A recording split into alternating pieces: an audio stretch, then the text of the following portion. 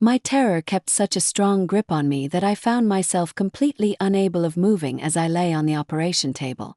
The cold steel of the table was pressing against my back. The soft beep-beep of the heart monitor was significantly louder than the ideas that were going through my own head, which made it possible for me to hear it whenever my pulse was beating. Due to the fact that the surgical bulb that was suspended above my head was so brilliantly illuminated, I experienced a huge amount of difficulty in looking away from it. I was given a warning that was quite obvious. If I did not change course, I faced the imminent threat of losing everything I had.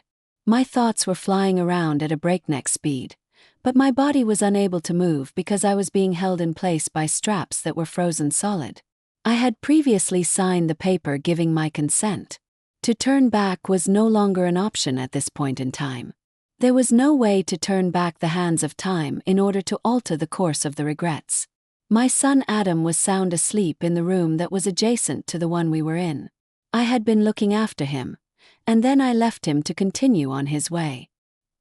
He was the only hope he had of surviving, thus he was on the waiting list for my kidney. The physicians were on the verge of getting things up and running. I was shaken by the weight of the responsibility that I had to accomplish, but it was not a result of any fear I had of the surgery itself. Did this alteration in circumstances accurately reflect the chronological order in which events occurred? I didn't have self-confidence anymore at that point in time. I persuaded myself that being a mother meant that I did not have any other choice in the issue. I was the one who had the responsibility for that. My feelings on the matter were unequivocally voiced by my daughter-in-law, Rebecca. She had stated with an air of authority and a tone of voice that was so commanding that it did not leave any space for any chance of disagreement. "You are his mother." She had been adamant about making efforts to ensure that I was mindful of the fact that it was my job to carry out the task. I found out that I did not possess the ability to restrain myself from expressing my agreement. She had been putting the screws to me for quite a long time before his illness became common knowledge. Every word that she spoke served as a reminder that if I wanted to preserve Adam, I did not have any other option. I exerted all of my might in order to avoid giving in to the distressing feeling that was growing inside the depths of my abdomen. With each passing second, it got increasingly challenging to ignore. I was in charge of raising Adam, and throughout that time, he went through the process of growing from an infant to a fully grown man. I had given up everything in order to ensure that his life would be better than my own. In spite of this, was the presence of this thing something that he truly desired to have during this moment of exigency? Was it ultimately determined to have been a worthwhile pursuit in the conclusion?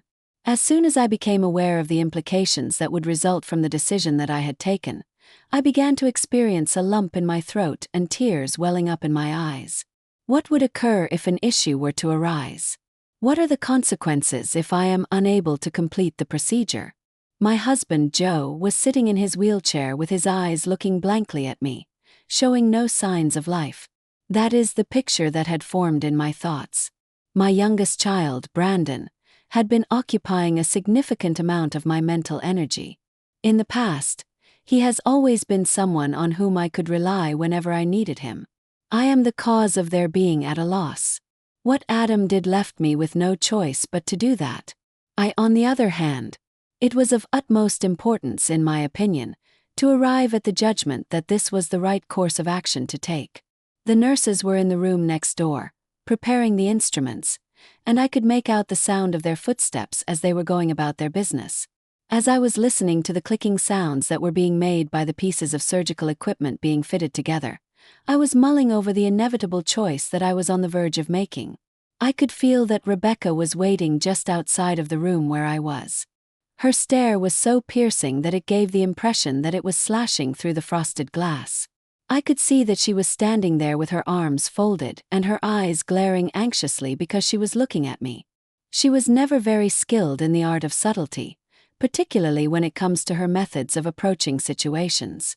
She would be there to put me in remembrance of the fact that I was the one who held the duty for this in the unlikely event that I made a mistake at any point in time.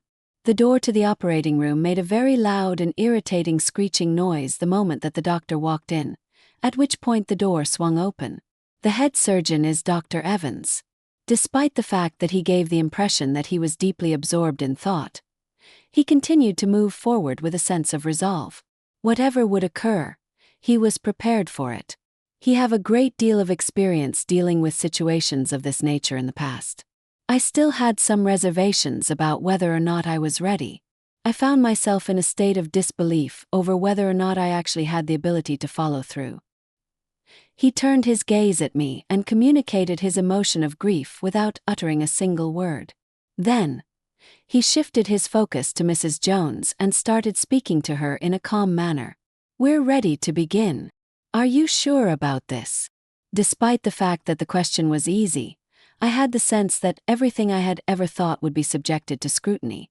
I got the distinct impression that I was on the edge of uttering something, but my words became lodged in my throat.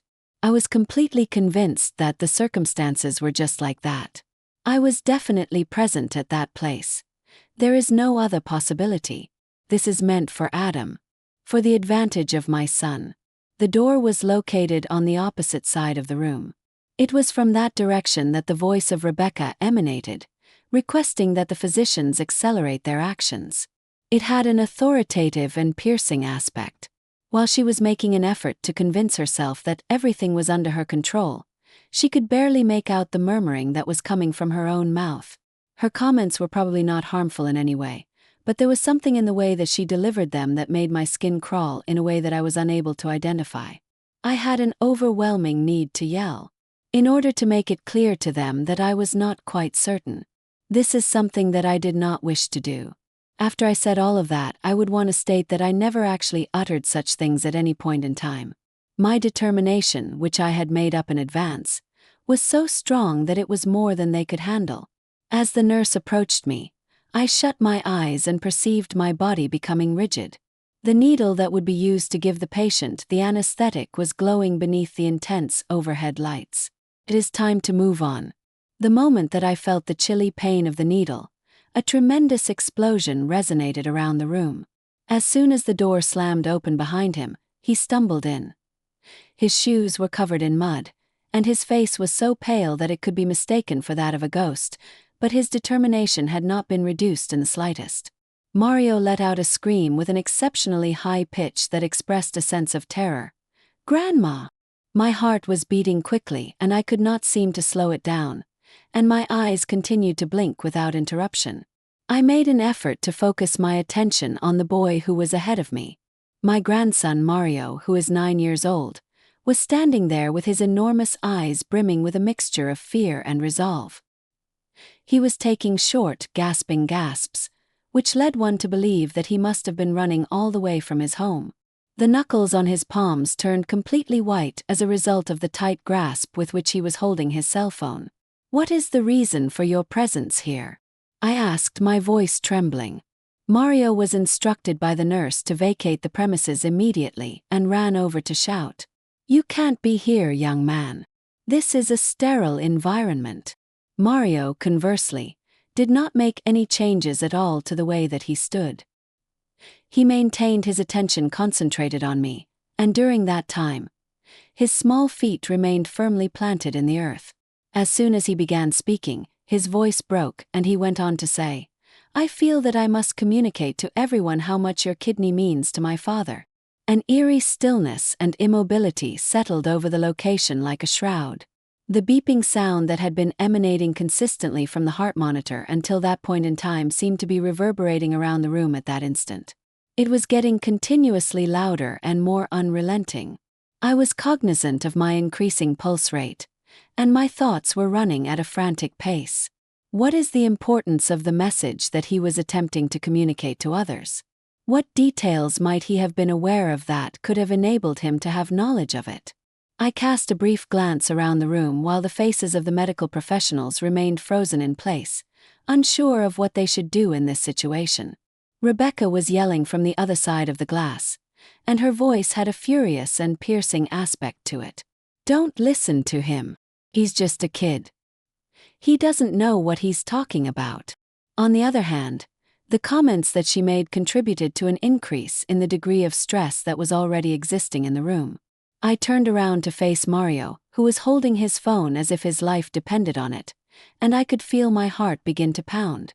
I made an effort to speak and inquire as to what he meant, but I discovered that I was unable to get the words out because they were lodged in my throat. Is it at all possible that it really took place? Is there anything more that could be happening with Adam's condition that I have not been made aware of?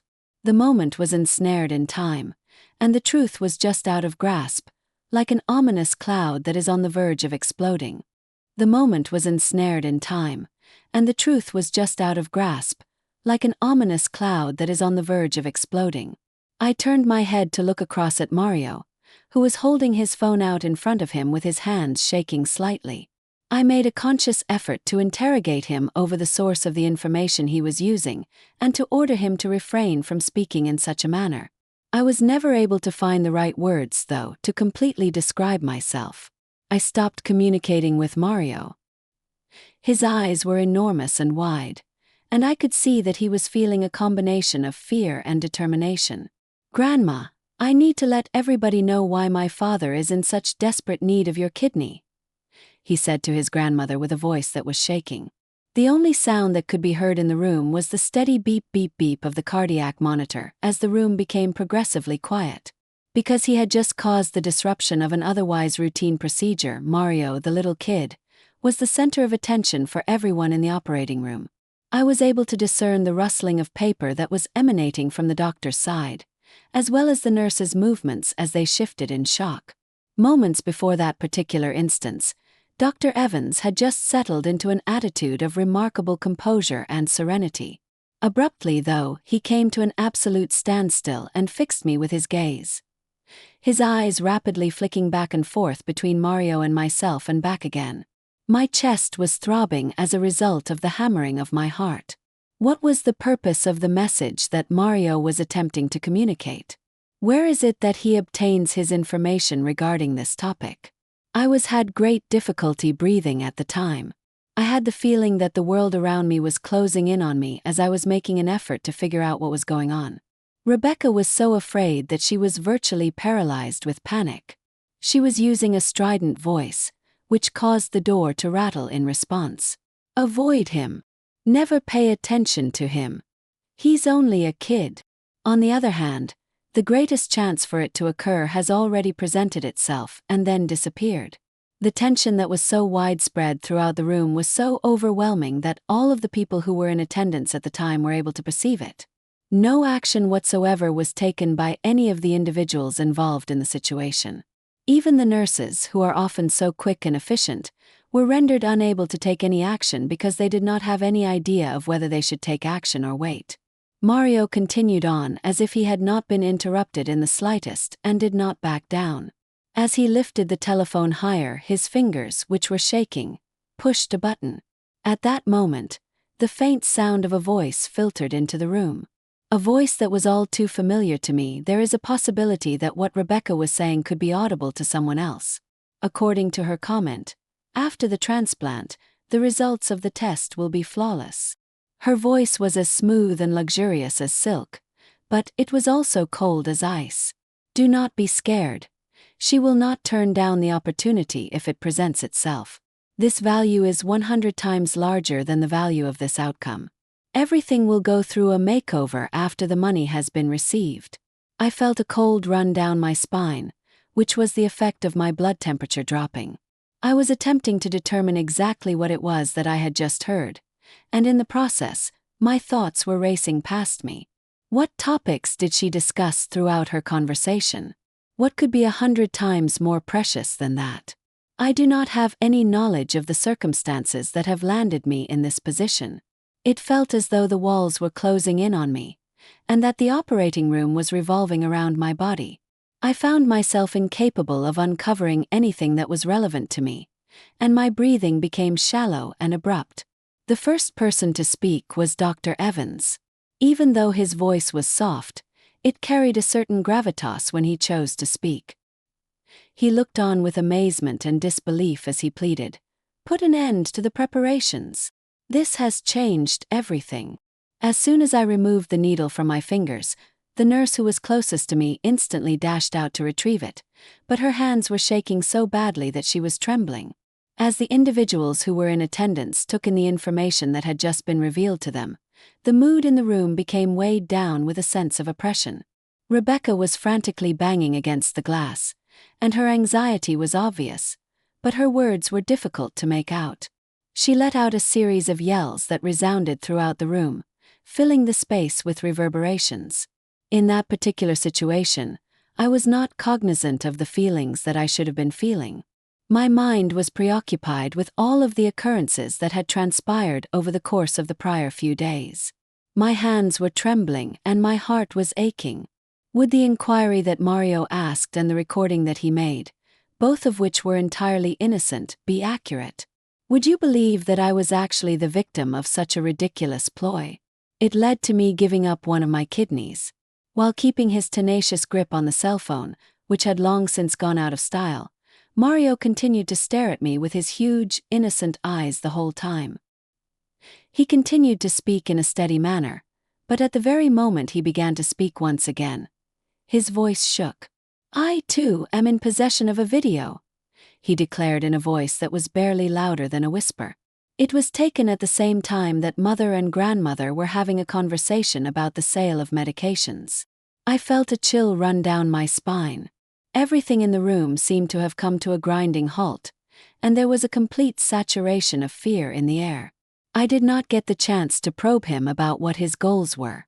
I found out that I was having a hard time making sense of it. I noticed that Mario's small hands were shaking as he pushed the play button on the phone, which he had just taken away from me, while I was watching him do it. The instant that the video began to play and the image appeared on the screen, I became so frightened that my heart came to a complete standstill in my chest. The person who was being alluded to was Rebecca. This also affects Mrs. Peterson. To repeat what I said previously, my husband's mother is her. They began a chat with a man who was concealed in the shadows when they were in a parking lot. I was able to discern the outline of the man's torso, but his face was concealed by a cap, and he was wearing a jacket that was dark. I was overcome with a sense of wonder as I caught sight of two women who were talking in the shadows about a subject that seemed unimportant but was evidently of enormous importance. A parcel or package, a satchel or handbag. After we are successful in selling the medication overseas, we will possess the financial resources necessary to launder the profits, Mrs. Peterson was able to be heard stating. Ultimately, all of this will have shown to be beneficial. I had the impression that the ground was trembling beneath me. My hands were trembling as I brought the phone down to my lap, and I was completely overcome by the gravity of the situation.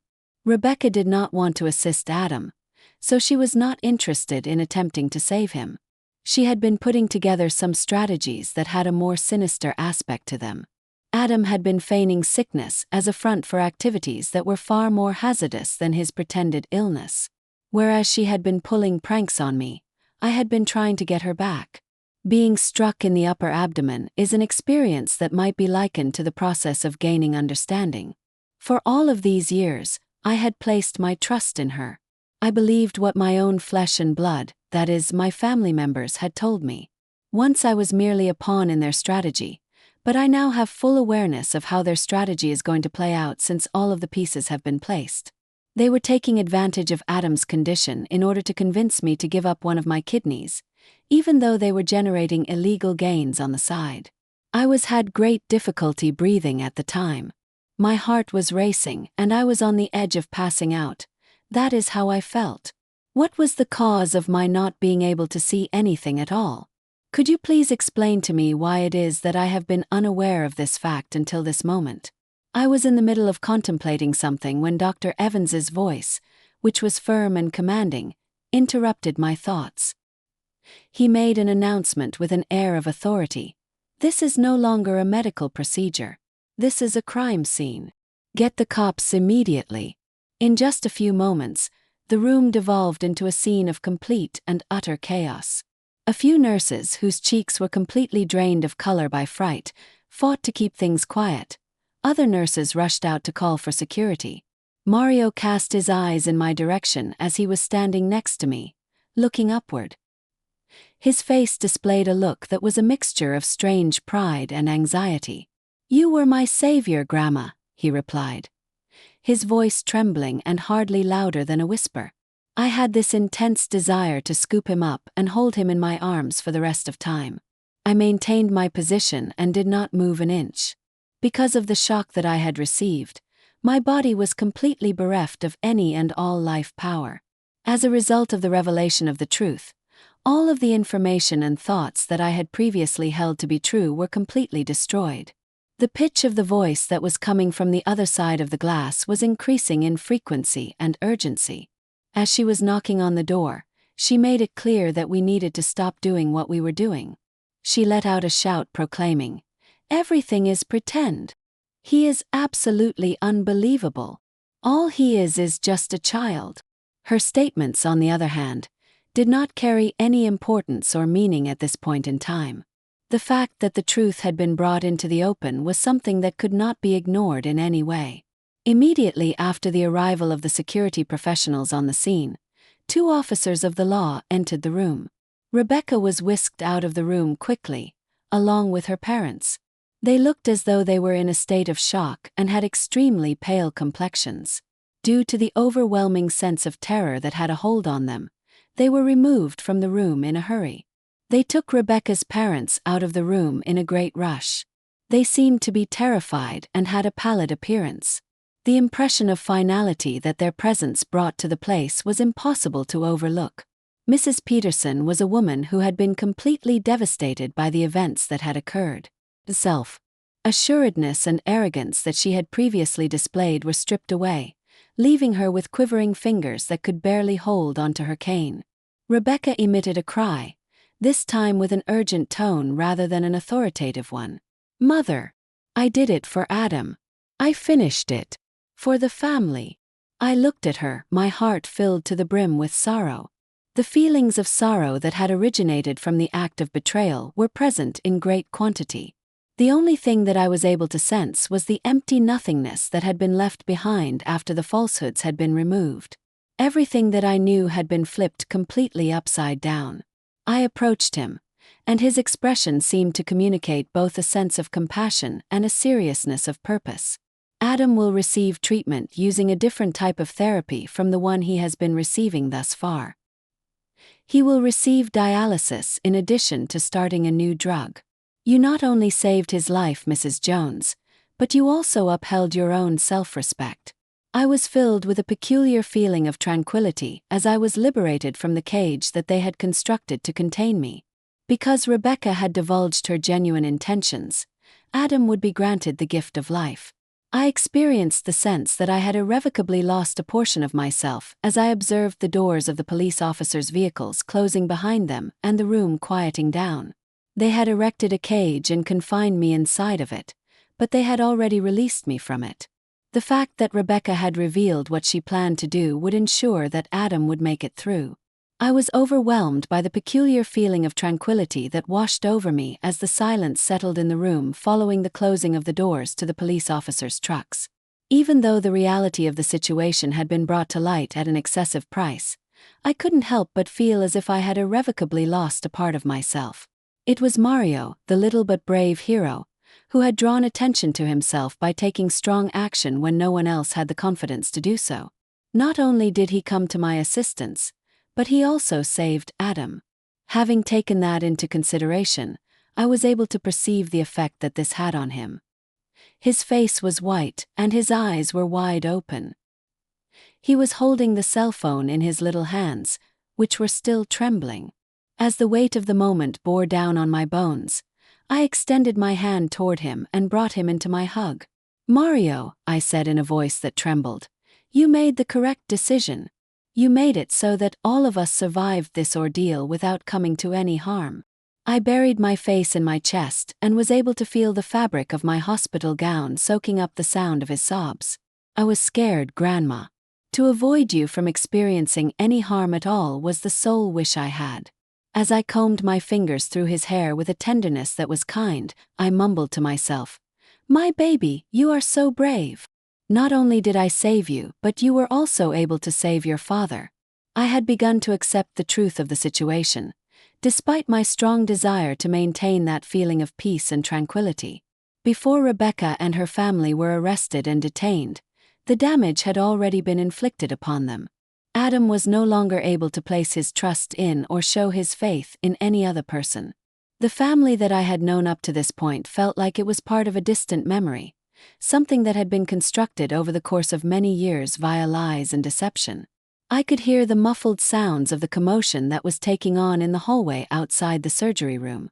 The police were continuing their interrogation of Rebecca as well as her parents.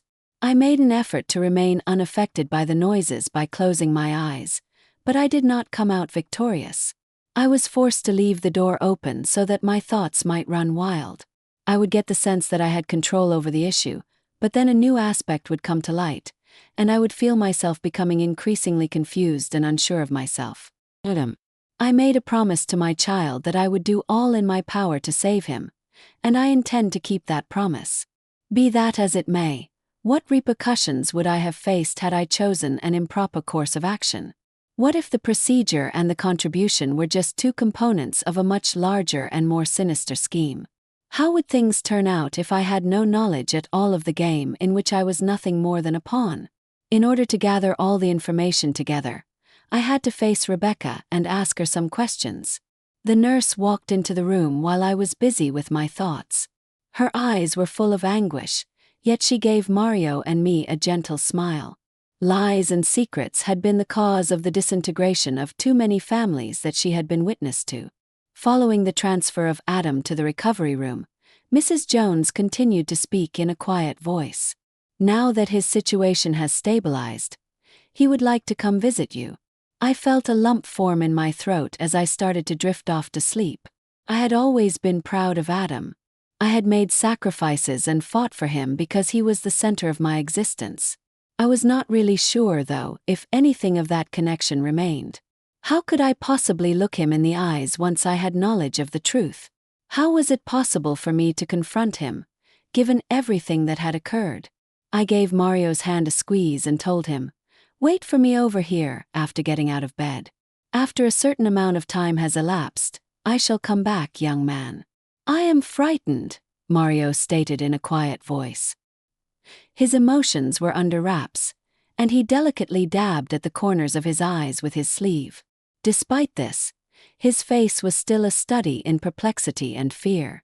"Is his condition going to improve in any way, Grandma?" "That is what the grandfather is wondering. Will he be able to make it through this without any problems, in your opinion?"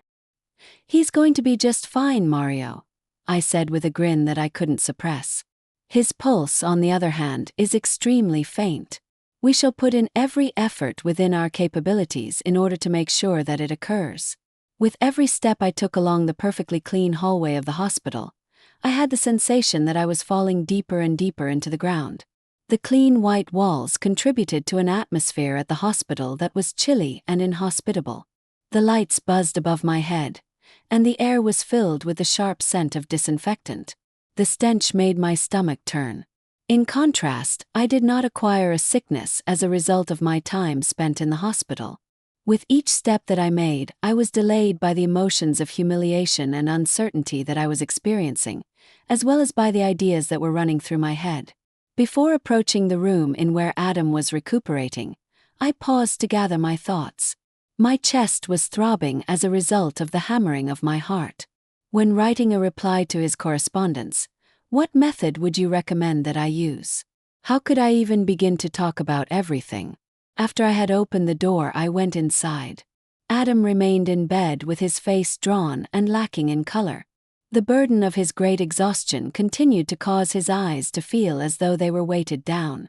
The room was filled with nothing but the constant beeping of the heart monitor, which was the only sound that could be heard. Additionally, there were numerous pieces of medical equipment that were attached to him. His eyes turned to meet mine the moment that I stepped in, and for a little moment it appeared as though nothing had changed at all. His tone conveyed his gratitude even though he whispered weakly, "Mother, for all of the things that you has done for me, I am thankful. I am not sure what I would do if I did not have your support." As I arrived at his bedside and took his cold hand in mine, my vision became obscured by my tears. "Adam, I would do anything for you. There is no need for you to thank me." I was able to sense the uncertainty that was rippling through Adam's body as I gazed into his eyes. That particular question was the same one that I had been giving consideration to. I became aware of the fact that the man who was in front of me was no longer the same individual that I had known. I was not exactly sure about how to go about restoring his trust after it had been destroyed. I took a big breath and dropped my body down into the chair that was positioned next to his bed. I no longer had the ability to reject the realities of the situation. I was quite interested in making sure that he was aware of all the facts. I needed to make sure that he was aware of the falsehoods, the plot, and Rebecca. In a low whisper, I approached Adam, who was visibly shaking, and told him, "There is something that I have to inform you of. There is information that you ought to be aware of," I said. He let out a cry of misery and opened his eyes slightly as he sat up a little bit. "Mom, what's going on?" There came a point in time when I no longer had any other options. I had to do something different, but I was putting it off.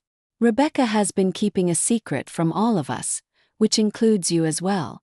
Adam drew his brows together in a grimace and looked as though he was completely baffled. "What is the subject of your conversation?" he inquired of the two of them. She was the first woman to ever take part in the tournament. I inhaled deeply to gather my thoughts and compose myself. "This problem is far more difficult than you think, Adam. A straightforward transplant is not the only factor in this situation. Regarding this matter, there are more factors involved. There has been a period of time during which you have been using a particular item that you obtained from Rebecca. It is a type of medicine, but it is not the type that she claims it to be." "What exactly are you referring to?" he asked, narrowing his eyes into narrow slits. "What kind of drug is this?" I shook my head and I was unable to stop myself from crying. Tears streamed down my face. I said to him, "Adam, I am not familiar with the particulars of this situation." I inadvertently managed to overhear her talking about the matter while I was passing by. "The two of them, she and her mother, have both been flourishing because of you. Adam was going to be the one to sell the things. They were going to take advantage of your circumstances in order to conceal something far more malevolent. The kidney transplant that they performed on you was something that they were attempting to keep out of sight. A handful of drugs that are not permitted." I observed that his face had become extremely pale, and it was apparent that he had been taken completely off guard. It appeared that he did not have the slightest inkling of what I was referring to since he shook his head. "You mean my wife, Rebecca, was poisoning me, Mom? Was she involved in this?" My head moved up and down on its own accord despite the fact that my heart was still in a tremendous deal of pain. It is true, but I did not want to acknowledge it either. Mario was the one who discovered the tapes. Their exchange was overheard by him.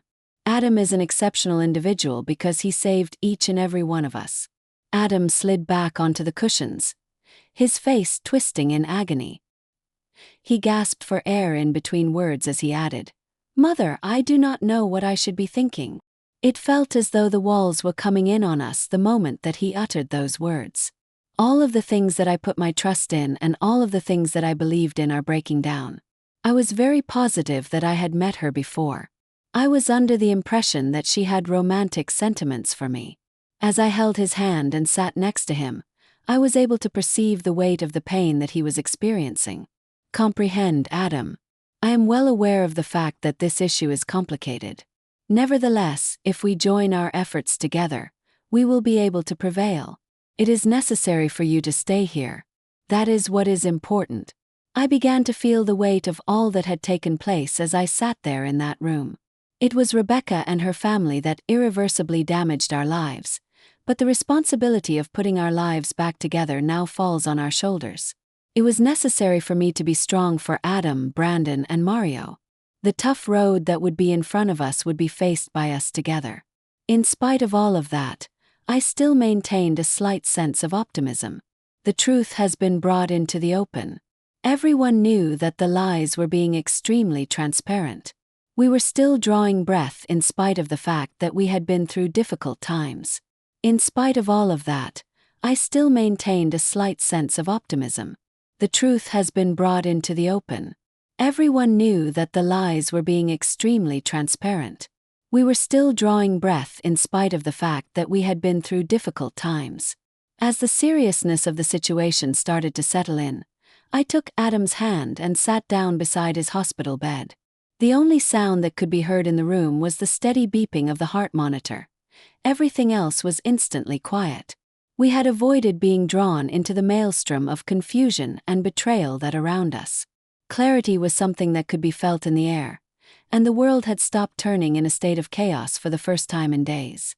Adam's eyes had undergone a transformation despite the fact that his complexion was still pallid, and that his face carried the indications of tiredness. It had been quite a long time since I had seen a show of this nature. This was more than simply suffering or tiredness. That is what this was. It was the first step in the direction of recovery and comprehension. "I am at a loss for words, Mother." With eyes that were saturated with both sorrow and love, he turned his attention to meet me and commented, "I have been so unbelievably ignorant." I reached out and took his hand in mine, offering him a smile that was supportive in spite of the fact that my heart was in pain. "There is nothing that you need to say, Adam. The sole thing that matters is your presence here."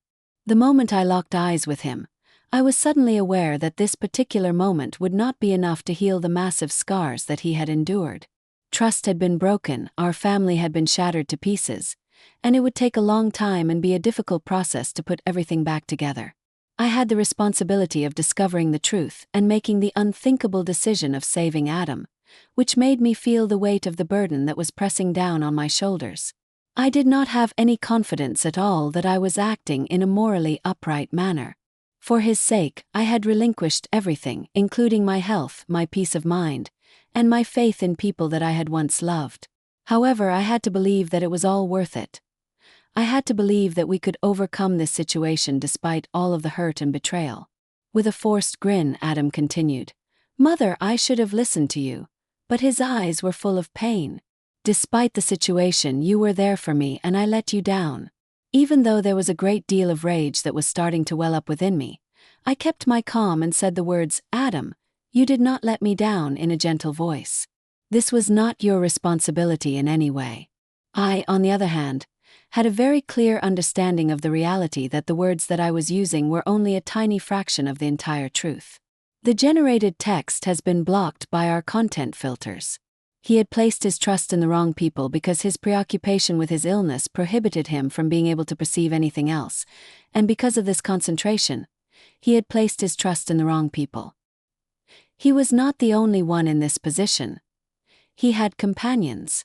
Every one of us took part in this. Love, family, and the need to believe that as long as we stayed out of sight and did what was expected of us, things would work out okay had all clouded our ability to see the truth. Every time I went to see Adam, I would spend hours with him. Even during the time that he was asleep, his facial expressions continued to display indications of distress.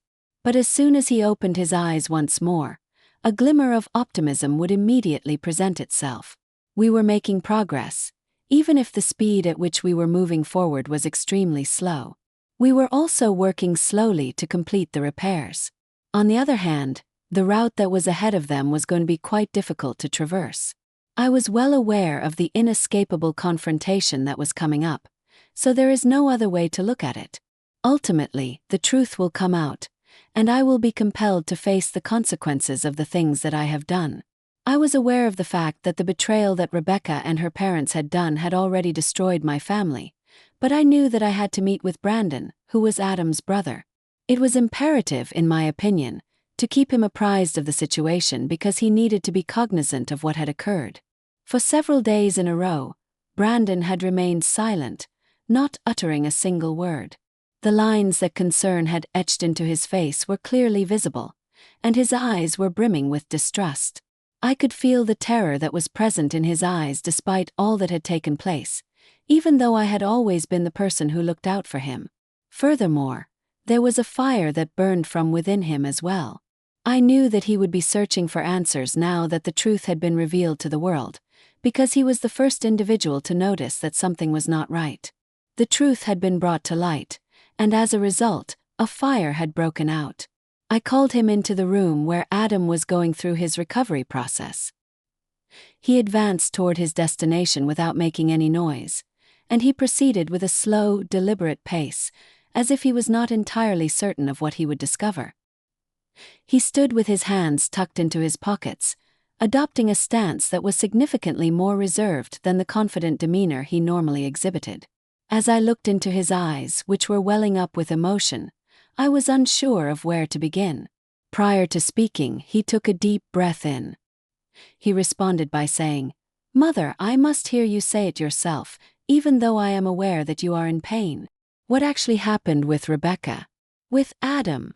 Brandon, I don't even know where to begin," I said as I looked deep into his eyes. I felt a pang in my heart.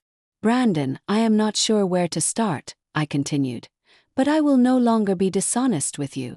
I felt that it was important to communicate this information to you. I felt Rebecca and her family members. Feels like we've been treated unfairly. They have been using Adam's situation as an alibi in order to conceal their own immoral actions. They have been selling narcotics, Brandon. That is what they have been doing. I also came very close to donating one of my kidneys to them." Brandon was overcome with confusion when he found that, despite the fact that he opened and closed his mouth, he was unable to produce any sound. He shook his head back and forth, baffled, and clenched his fingers around the edge of the bed as though he were doing everything in his power to maintain his composure. "No," he said. "This is not anything that can be considered possible. Rebecca is a forthcoming American horror film directed by Andrew Adamson and written by Jacob Aaron Estes. Her only desire was to preserve Adam. He was precious to her, which is why she cherished him. She was completely convinced that she would not. In order to prevent him from advancing any further, I raised my hand. There was nothing romantic that she felt for Brandon. Her main concern was financial gain. She was taking advantage of the fact that Adam was in a vulnerable position, and it was difficult for me to find the words to say it. "I almost gave her what she wanted," I said. "I should have known," Brandon whispered in a voice that was dripping with indignation. "From the very beginning, I should have seen through her." His face had turned red because he was feeling irritated. I had an idea that something was not right, but I was unable to establish what it was. "We were unaware of it," he said. "What happens, then, regarding father?" After he took a step back and ran his hand through his hair in an attempt to comprehend everything, he asked the question, "Is that information that he is aware of?" I shook my head before saying, "Joe. He is not someone who expresses his opinions out loud very often. He is not aware of what is going on around him. For quite a long time, he has kept a lot of distance from other people and has been preoccupied with his own personal matters. It is now imperative that I verify that he comprehends the actual nature of the problem. It is a reality that each and every one of us must confront." Brandon gave a nod that was slow and measured. "We are not going to be concerned about that at the moment, but we must direct our attention to Adam. He is the person who has been negatively affected the most by this event. Before we do anything else, it is absolutely necessary that we make sure he is all right." I made every effort to keep a close check on him. He was in the right. Adam was the one who had been kept in the dark for the longest period of time and had been the most deceived. It was essential for all of us to come together in order to heal, rebuild, and go forward. The days that followed were filled with a great deal of uncertainty. Despite the fact that Adam still had a long way to go, he was getting better. The team of medical professionals at the hospital was making every attempt to help him regain his strength, but it was more difficult to mend the emotional damage than it was to mend the physical ones. I made every effort possible to support and motivate him. I spent my days at his side in order to demonstrate to him that his circumstances would change. I was fully aware, however, that the road to recovery would not be simple. There was too much betrayal and the damage was too severe. We were completely honest with Adam regarding Rebecca and the medications. We made sure that he was aware of every single development, and we let him know that they had pretended that his condition was a valid reason for their operation. I could see the anguish in his eyes, however, even as we told him the truth. It was the realization that everything he had believed was false, rather than simply the betrayal of his wife. We arrived at the conclusion that we were obligated to carry on with our lives as a family, but things were not the same as they had been in the past. We no longer trusted each other, but I was also cognizant of the fact that we needed to figure out how to start over. For Adam, for Mario, for Brandon, for Joe. We gradually regained our strength over the course of several weeks. It was not a simple process, and there were some difficulties along the way, but we had become more resilient than we had been in the past. I spent the evening sitting alone in my small room at home, staring out the window after a grueling day working at the hospital. The light, consistent rain washed away the remnants of the storm. I was holding a pen, and my hands were shaking slightly, while my thoughts were somewhat scattered but focused on one thing: the future. I took a deep breath before I began writing in my old journal, which I had kept in wonderful condition for many years. This time, the words poured from my pen with greater ease. To be regarded a member of a family, blood ties are the only possible bond. However, this is not the case. There are other options available. Eventually, the truth of the situation will come to light, and it will become apparent who truly merits being addressed by such a title. I was left feeling as though I had been released from a burden after those comments had been made. Eventually, after having successfully weathered all of the challenges that I had been facing, I was able to regain control of myself. This was the first time in a long time that I had experienced such a feeling. After the storm had finally cleared, the sky, which was still gray, gave the impression that a new beginning was on the horizon. I placed the pen on top of the table and closed the diary. I felt the burden of all that had taken place weighing down on my shoulders, but at the same time, I was comforted by the fact that I was knowledgeable of the true nature of the situation. I gazed out onto the street, which was drenched by the rain. You may have been under the impression that it was the conclusion, but in reality, it was the beginning of our story. And so, after all the heartache, betrayal, and darkness, we finally see the light. The truth may have hurt, but it was the only way for healing to begin. Sometimes, the hardest things we go through can lead to the greatest transformations. For Adam, for our family, and for me, this was the beginning of a new chapter. Thank you for being a part of this journey. Remember, no matter how difficult the path may seem, the truth always finds a way to set us free. It may take time, but there's always hope. Did you like my story? And which city are you listening from? Let's meet in the comments. If you like the story, you can support me by sending us super thanks so I can keep bringing more stories like this. Thank you so much for your sweet support. I'm looking forward to your comments on the story. On the screen you can see 2 new life stories that I highly recommend. There's so much more on my channel. Don't forget to subscribe. See you in the next life story. With love and respect.